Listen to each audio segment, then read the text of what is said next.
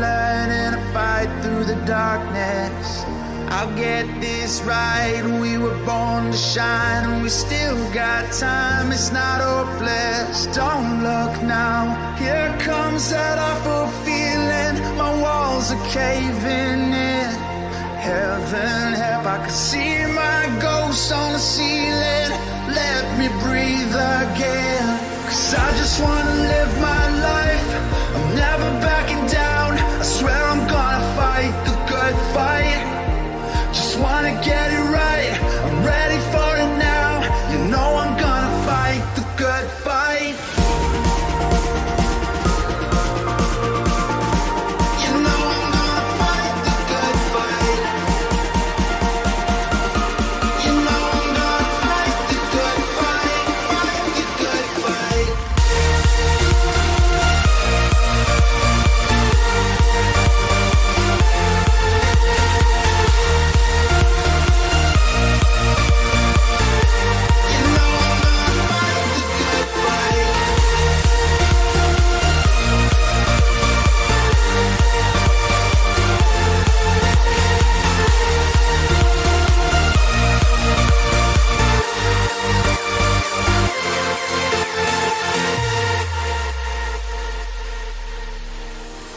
Yeah, I've lost my crown, but no, I will not bow. You know I'm here right now. Yo, what's up YouTube? So Dal here from Zephyr Wargames, and today I'm going to do another live stream, and this time we're going to talk about all of the different side deck options that you guys have for branded Despia. Now I said this last time, I wouldn't be on this stream for very long. I do have a very early wake up call tomorrow for work. I will try to finish this as quickly as I possibly can, but I also want to make sure that I can talk to you guys as well, and go over any questions that you might have. So any questions, any kind of like spicy side deck techs that you guys have for branded as well, then by all means let me know, and we can work through it together. So, this green binder in front of you, this is what I call my side deck binder. Now, not all the cards in here are side deck cards, but it's basically a binder that I will go through, which is filled with side deck cards. And I kind of have this with me so that when I go to an event or something like that, I could take this with me, and any kind of last minute changes I can use, and I've got this ready to hand. That being said, let's talk about the branded side deck. So I'm just going to go through a range of cards I've got here. I'm going to take you through my most recent branded side deck. So this is the most recent branded side deck that I did for one of my profiles, and I'll explain each of the cards as I go. I will then also kind of take you through some other cards that are used in pretty much everything, and then we'll go through the side deck binder. So let's start off with dealing with back row. So we'll start off with Jinzo and Denco. Now the reason we've got this ratio is purely because, so Jinzo can be summoned off of Expulsion. I'll talk about that a little bit in a second, because a lot of people are confused at the best way to use this. Denko Sekka is one of the ones that branded has the benefit that if you open up well enough, you can play without your normal summon. So rather than having to, like, Jinzo is like a go first card against trap decks, whereas Denko is a go second card. And the ability of just being able to go, okay, cool, normal summon Denko and lock out the board, or at least the back row, is really, really important. Now, obviously, Denko does suffer against other types of decks as well, because, you know, it can get bounced, it can get monster removal, everything else, and it's not as strong as Jinzo. And this is what I was trying to explain yesterday in my video. The thing with Denko is you kind of go like draw phase, standby phase, and then main phase, you get the first action. So that's when you normal summon Denko. Unless they have something that negates the summon, like a Solemn Judgment or a Solemn Warning, Denko goes through. They cannot respond with anything like a Torrential Tribute, a Compulse, a Book of Eclipse, not Foolish Barrel, Floodgate Trap Hole. They can't do any of that to get rid of it and Book a Moon it and stop it going through. So that's why Denko is such a good little card. Now the reason that Jinzo works out so well in the branded deck is because you can summon it off of Expulsion. Now a lot of people said to me, well, why don't you just summon it to your field? And it's a very good point. Summoning this to your field is very, very good. However, by summoning this to your opponent's field, when you look at the trap decks that are in the format right now, you look at stuff like Labyrinths and of course Traptrix being the main ones. Neither of those decks have a single tribute summon. Like everything else, so for the Labyrinths they need 2 monsters. For Traptrix they don't actually, unless they're going to tribute summon into a Parallel Disease, have a way to get rid of Jinzo.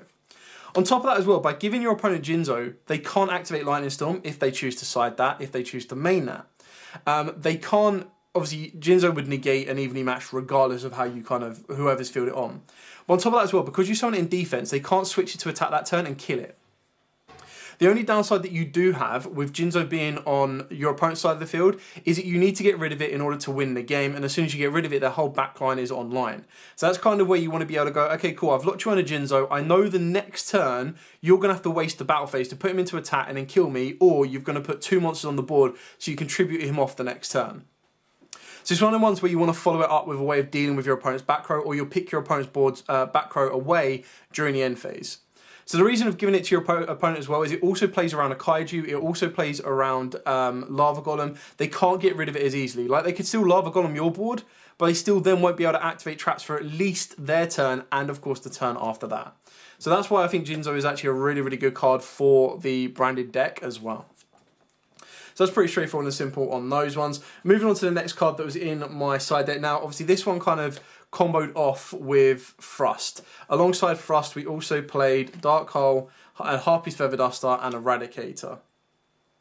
So Thrust is what Thrust is. Like, if you've got the money, if you've got access to it, it's a very expensive card. However, it will mean that you can cut down your ratios on some of these individual cards that you see before you. Obviously, Feather Duster is, you know, irrelevant because it can only be played at 1. But you can start to consider other cards in this lineup, stuff like D-Barrier, and of course stuff like a Pointer if you want to be incredibly spicy, and you also have Lightning Storm. So that's where Thrust will come into the play. If you don't have access to Thrust, then you obviously have the ability to kind of increase all of these up to the maximum capacities. You can play 3 Evenlies, 3 D-Barriers, you can only play a Pointer, 1 Duster, but then you can play 3 Dark Holes and as many Eradicators if you want to. So ultimately, the way that I've gone with this one is D-Barrier is very good in the Mirror matchup, it's very good against the Kashtira matchup, but it's pretty much ultimately dead against all the other matchups. The reason for a Pointer was one of the ones that offer Thrust. You could then activate this, look at their hand, get hand knowledge, as well as take away anything they've got in their hand that could possibly break your board. Evenly Matched, in my opinion, is one of the best kind of side deck cards. If not, you're going to try and main this for going second cards, and that's why another side card I play is also Lancia, which I'll talk to you about in a minute. So Evenly Matched is incredibly powerful. Not only is it a board breaker, but the fact that it banishes everything face down, it dodges past stuff that can't be targeted and can't be destroyed. It is also your opponent that has to banish them face down. So if they own a token, they can't choose to keep something else and banish the token. They are locked into having the token because tokens cannot be banished face down. If they have multiple cards or even one card that is unaffected by trap effects, it doesn't mean that that card gets to stay along with something else because it is the player that is banishing the card, so they even need to get rid of that if they have a token on their board. Duster is pretty straightforward and simple on this one. It's just to deal with the back row. And then, of course, Dark Hole. The reason I put this in here is a branded matchup or a branded deck would auto lose if you get given an Ibly. If you get given an Ibly, you can't, of course, if you play the Link Karibo, you could do, but you turn it into Link Karibo, your entire branded fusion play is offline the entire turn. So the only way you can get rid of the Ibly is to tribute summon it off, which is something you don't want to be doing because it means you need to have hard opened up your Bysteel or a card that requires a single tribute. And that's where I felt Dark Hole was really, really good because not only could Dark Hole be used in a Kashtira matchup for that exact example to get rid of Ibly, but it can then also be used to get rid of a Rise Heart, and of course it can get rid of the Fenrir. The only thing it won't get rid of because they'll be able to protect it with its materials is of course the Shangri-La, so you do need to be a little bit careful on what you're going to be facing against it. And the last one was Eradicator. Like, this to me was just an auto win. I was like, well, at the end of the day, we're trimming off our cards already to be using stuff like Nightmare to get the Nightmare Gimmick Puppet to our opponent's board. If you then do that and combo off an Eradicator, there's no way they play. They lose all of their cards. They lose any cards that they could probably set. Again, if you're going up against a trap deck, they can't deal with it. They're completely locked out. And it's just a very nice one that if you open up, for example, a Eradicator or a route to it, plus you give your opponent, like, or you have the ability to give your opponent Jinzo, you can Eradicator, call them out for 3 turns, and then bring Jinzo to your side of the board. Then, of course, for the rest of the cards that was in the branded side deck specifically was, of course, Lancia with Lava Golem and Neospatian. Now, Lava Golem can very easily be any Kaiju that you prefer. The reason I quite like Lava Golem over this is it is very dependent on the format. I feel that there are a lot of decks that will produce 2 monsters you want to deal with. So, for example, Mirror Jade and Dragoon, or Rise Heart and Shangri-La. Now, obviously, if people are very cautious of lava golems and they start going back to the way that, or the current way that people are playing it, and they're just putting one monster on the board, like a Rise Heart, then you're like, oh, I really wish I had a Kaiju rather than Lava Golem. Plus, Lava Golem doesn't take up your normal summon, it just doesn't allow you to normal summon that turn. So, it's very important. Lava Golem can still be bounced back and used again the same turn if you have the capabilities to do that. But in the example what I said with Denko, where you could technically play this deck without needing to use your normal summon, Lava Golem was just one of them options. And it's another one of them really cool options where if you're getting close to time, you Lava Golem your opponent, and then pass, and then during the standby phase is a trigger to burn them, and then if they can't get rid of it or gain that life point back or do that additional damage, that can ultimately end up winning you the game as well. Lancia was in here because I think it's a really good card against the Kashtira matchup. Being able to drop this against them can be very, very damaging because it will stop their Shangri-La. It means they can't cheat out a Rise Heart, they can only hard summon it. It also means they don't get to look at your extra deck with either the Mind Hacker, or if you do activate a monster effect, they can't look at your extra deck or even banish something with Fenrir or Unicorn. On top of that as well, this is a very good side card to counter the side, and what I mean by that is if your opponent puts in evenly matched, it's one of the weaknesses of Branded that I have found. So one of the weaknesses of Branded, obviously you got Nibiru can be quite painful, so can Ash Blossom, and then a well-timed evenly matched. So if you're then able to go, okay, and they go draw phase, standby phase, main phase, battle phase, activate evenly matched, not only can you make them waste a card, but you then have the ability to go even Lancia in response, and then they can't banish anything. Now, the one downside of playing this in the branded matchup is it does mean that Mirror Jade's effect would then be offline. I believe it can still send as cost, but just can't banish. I could be wrong on that. But the idea is that that's the biggest weakness that you would have. I believe you can also still activate Branded in red because you just can't banish. You activate Branded in red, you add them back to the hand, and then they go to the graveyard. But I haven't actually tried to do that under Lancia yet. I'm just using this as a, like, the 9 times out of 10, the idea is that you drop this against your opponent so that they can't cash your board. And then you're very rarely saving it. Because keep in mind as well, you can't drop it during your turn, it can only be dropped during your opponent's turn. So it's more so to protect you from being even lead, and then just kind of stopping them playing as well. And the last one you see here is the Neospatian Air Hummingbird, and the reason I play this, as I mentioned in the profile, is that I was playing the Storm Neos, and the reason I played this is I main deck the Aquadolphin to deal with Ash Blossom, so this lists Hummingbird and Aquadolphin, so I had one extra deck space which was being used already, and it gave me ability to kind of win in time should it occur.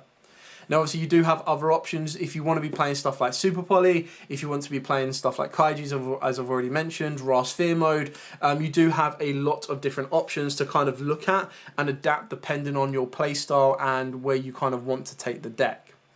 Nothing is set in stone, which is why this binder right here is thick with cards. Now, not all of the cards in here are cards are side deck cards. Some of them are like high value trade cards I'm saving for a friend or anything like that. But we could just look, obviously you've got Denko Secondary and Skullmeister. Skullmeister I think is just like in and out of the format.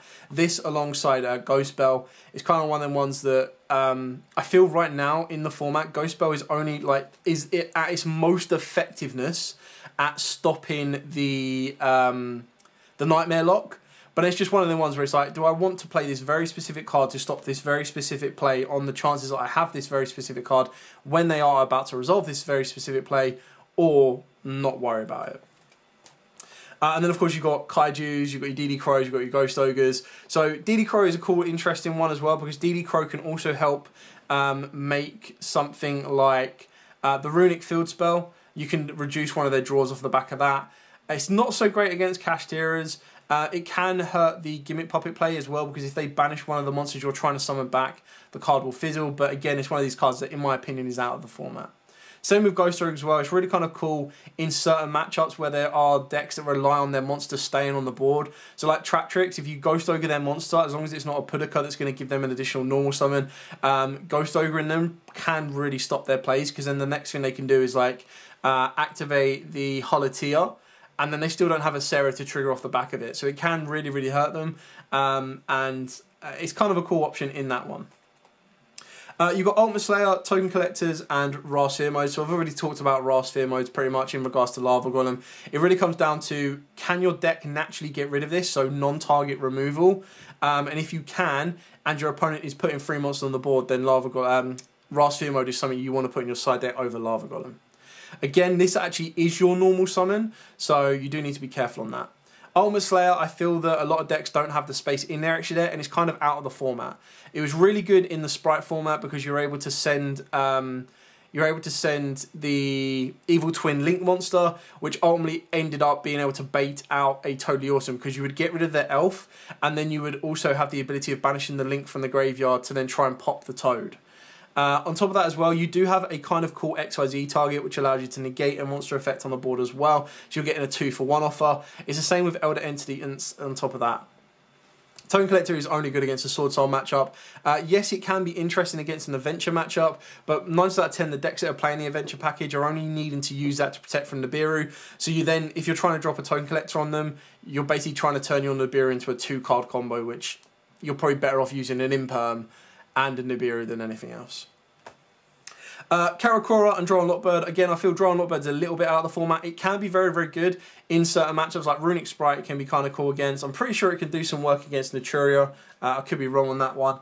And, I mean, it can do alright against Cash as well. Branded, not so much. It depends on how early they search, but it can be. It's an interesting card. I don't think it's consistent enough to be in a side deck, which is why it's in the binder.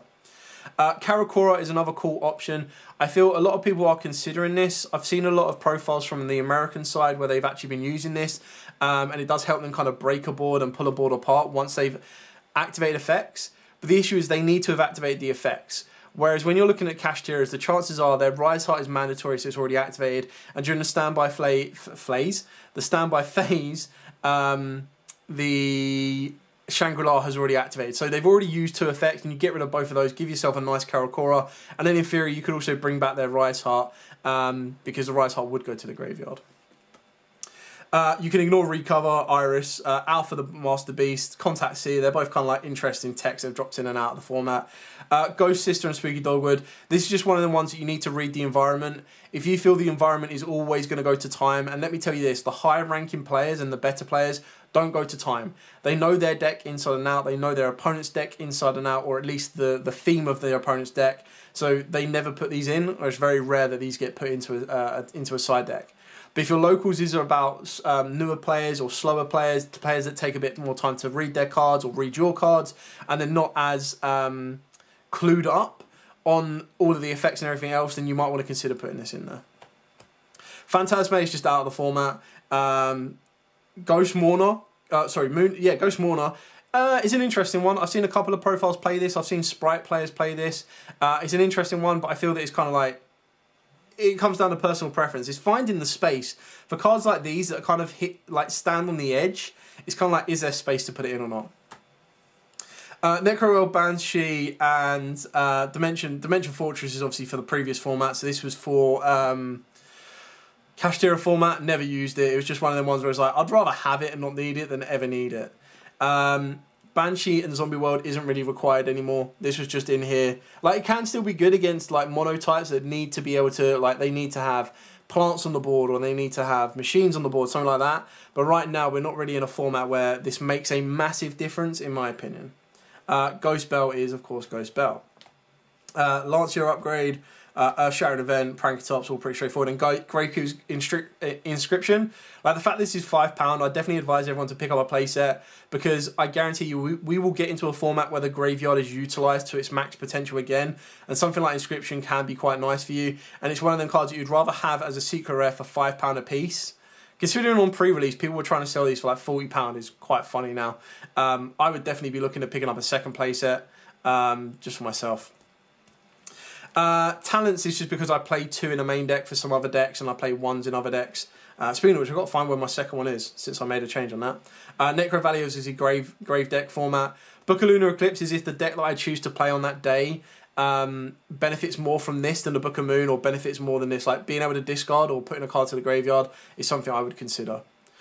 Psychic Eraser Laser is just a really random card. If you send one monster your opponent controls that was special summoned from the extra deck to the graveyard, and then your opponent gains life points equal to the original attack and defense of that monster, whichever is higher. The idea of this was it was just a nice little spot removal, because it didn't target, it just sends them to the graveyard. But it's just, you know, it's just a fun little card. It came out in Belvo. What was Belvo? Burst of Destiny. No, Blazing Vortex. No, it wasn't Blazing Vortex. I was old. Anyway, it's kind of just a random interesting card. Sales Ban. I like Sales Ban right now. And one thing that I haven't shown you yet, which I will show you now, is the Spice of Prohibition. So Prohibition and Sales Ban pretty much do the same thing. Just one's continuous and is for all of the turns while it stays face up on the field.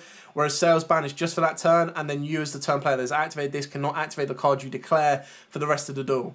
So the idea of both of these cards is you declare a card that you're either going to lose to or your opponent cannot play without. So in Sales Ban, you call Nibiru, you call Ash Blossom, and you continue your plays as you see fit. Whereas Prohibition is less effective in the mirror matchup. But, for example, in this one, if you activate Prohibition and call Branded Fusion, like, what am I going to do as a branded player? Like, that's just going to suck. You can activate Fenris, you can call Shangri-La, you can call Rise Hearts, anything that's going to break your board, evenly matched, anything that your opponent is a core card for your opponent to play, Nightmare Unicorn, Nightmare Theosis, anything like that. So I thought that was kind of cool.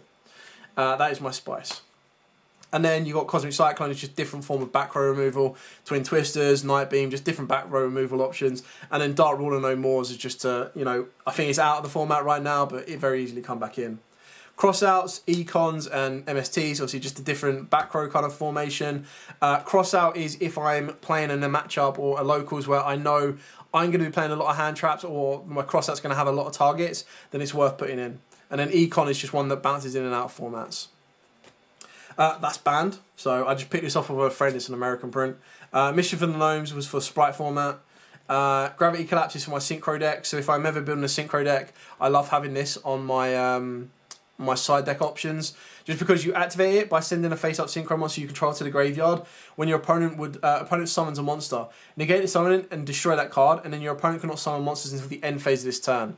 So this is just like a really kind of cool option to activate this in a Synchro matchup. Like if my opponent Dark Rulered me, I activate this if I'm playing like Synchrons or Blackwings, and then it moves to the end phase and I'm pretty much guaranteed the next turn. Driver and Gamma, pretty straightforward on that one. Change of Heart. And then this is another card that I highly advise all of you to pick up. Like it's got to be like 50 cents to 50p. So it's called Made to Order Mermaid Outfit Outfitter. If you target one card in your opponent's graveyard, you banish it, and then you get to add one card from your deck to the hand with the same name as that banished card. So imagine activating this and banish Branded Fusion. You search out your own Branded Fusion. Activate this, search out Frost, search out Nightmare Unicorn. Like it's obviously very specific in mirrors more than anything else, or just where a staple is in every single deck that you guarantee to search it. But like again, like I said, it's a cheap card. Now I'm warning you guys now. I'm telling you guys, pick this up now, 50 cents to £1 or to $1. And then when people do start to play it, or if it ever does see play and it goes to $3, you can't complain and say, oh, it's $3 now. It's like, yes, but if you picked them up when they were cheap, you've got your playset guaranteed. And again, it's another one of them cards. If your opponent's got trade bait and they just want some of your jank, and they've got these in there, you just go, all right, well, I'll trade for those. And you just sit on them. If they don't go any more than 50 cents to $1, whatever, you haven't lost anything. But if they do go up, you've got a good chance of making a bit of profit as well. Regeki, board wipes, chalices, just, you know, you can never go wrong with having a chalice. System down, if we ever get into like a major machine format again. Token card from Championship, always love those. Skill Drain, pretty straightforward and simple on Skill Drain, don't need to go over that much. Artifact Sanctum, no more Scythe, big sad. I need to kind of take that out and put that in my band binder. Moral Attack, pretty straightforward on that one. More Dark Rulers. Ice Dragon Prison, Elder Entity Ints, obviously trade cards, nothing too much. Deck Devies, Lanciers. Oh, there you go, there's my second Frost. Book of Eclipse, Talents and Frost, pretty straight on that one. Lightning Storm that I talked about earlier, Book of Moon. Mystic Mine is obviously banned, that just needs to get yeeted out of there. And then this one as well, Simul Archfiends, I still like this. So again, this is quite like, in my opinion, the Maid Outfitter. And what I mean by that is it's a super card that came out in Darkwind Blast. This turn, neither player can special summon monsters with the same card type. Ritual Fusion, Synchro, XYZ, or Link, they already control. If you do not control 2 or more monsters of the same type, Ritual Fusion, Synchro, XYZ, or Link, all Ritual Fusion, Synchro, XYZ, and Link monsters you currently control gain 500 attack. So it's just one of the ones where if they go into multiple Link monsters or multiple fusions or anything like that, you flip this on them on their first summon of that particular type, and then that's it. You shut them down. So it's one of these ones that I guarantee it's worth having a playset of. Again, 50 cents to $1. If they ever get played, which I can't guarantee they will, you're in the money. And if they don't, it's still a really good card to have. And then the last page is just Spellbound. So I don't rate Spellbound, but all face-up monsters your opponent currently controls cannot be tributed or used as material for a fusion, synchro, XYZ, or link summon until the end of the turn. Annoyingly, it's the cards they control, and it's like, well, if I'm going to flip Spellbound, I'd probably much, like, apart from doing this, if my opponent's going to try and XYZ or try and fusion during my turn, I'm better off flipping something like D-Barrier or the Simulu, Archfiends. And that is it, ladies and gentlemen. So that is my side deck binder. It's not all of my side deck binders. Some of my side deck cards are like scattered. You got stuff like Solemn Warnings and more Dusters and everything else. They're scattered into other decks as I've built and adapted them. But like I said, this would just be a short live stream because I haven't got a video ready for tonight. I'm going to edit this. So this video, I've recorded it. I'm going to edit it. I'm going to cut it up and I'm going to put it up on...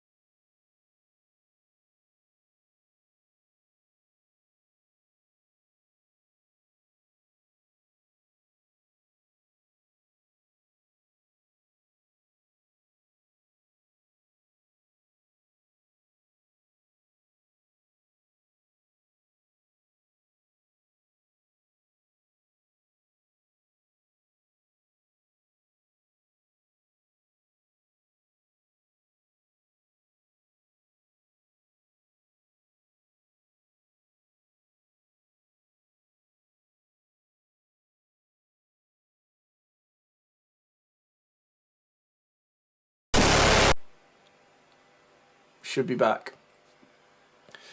Bear with me, tech issue. Okay, so once this reframes back in, you'll get it back into frame. Yeah, the camera that I was using died. I should have checked the battery, but I need to charge them up a little bit more. Yeah, so you guys kind of gave me a scenario. They were like, oh well, my opponent is commonly ending on this, this, and this with trap tricks. How do I break it with branded? And I kind of went through an example. We did a test stand to see how randomized it was, and then worked it back from there. So we've got a very, there we go. So yeah, I'm letting the stream kind of catch up with it so I can see if you guys have got any more final questions. But hello to all of you that have joined me. So Vinyl, Arrested, John Cross, and Questel Jarmar. So just, this is what happens when you've got a delay going between the two. But yeah, so I thought this would be helpful for you just to kind of show you a couple of different side deck options. And then, like I said, I'll edit the video, put it up for you guys as well so you can see it on a separate source. And then if you do have any questions, as absolutely always, put them in the comments down below. And of course, I will be more than happy to answer them for you. I probably can do a more in-depth video and go through more side deck cards and side deck techs and everything else. But I feel that for this format, side decks are pretty straightforward. Like if you're not already playing certain cards in your main deck, like if you're not already playing, hopefully you guys are still getting sound. Let me just double check. Yeah, you guys should be getting sound. Sit talking to myself in silence. The sound of silence. Well, my own voice. Yeah, that's fun.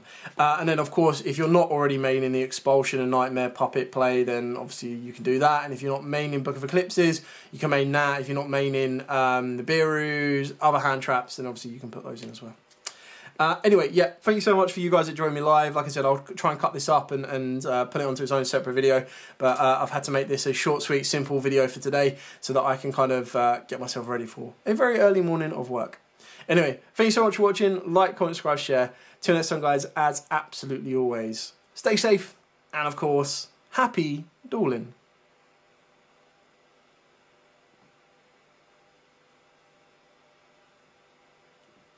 For the long run, yeah, you see me down, but you know I'll never drown. You know I'll get back up on it somehow. Don't look now, here comes that awful feeling.